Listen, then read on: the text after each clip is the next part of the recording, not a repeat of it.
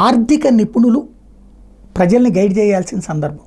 ఎందుకంటే డబ్బులు కష్టపడి సంపాదించుకున్న డబ్బుల్ని ఓ పక్కన ఈ చిన్నపాటి అయ్యో ఇన్వెస్ట్మెంట్స్ అంటూ గబక్కన తీసుకెళ్ళి షేర్లలో పెడుతున్నారు, నష్టపోతున్నారు జనం. కష్టార్జితం నష్టపోవటం ఒక ఎత్తు, లాభపడుతున్నది 10 మంది అయితే నష్టపోతున్నది 90 మంది.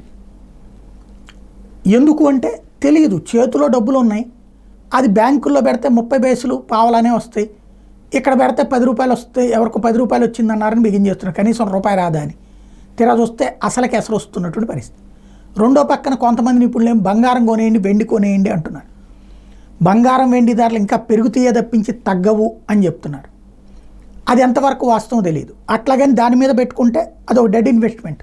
నగ అట్లా పెట్టుకోవచ్చు అంతే, నగని అలంకరించుకుని చూసుకోవడం తప్పించి దాని మీద ఆదాయం ఏమి రాదు.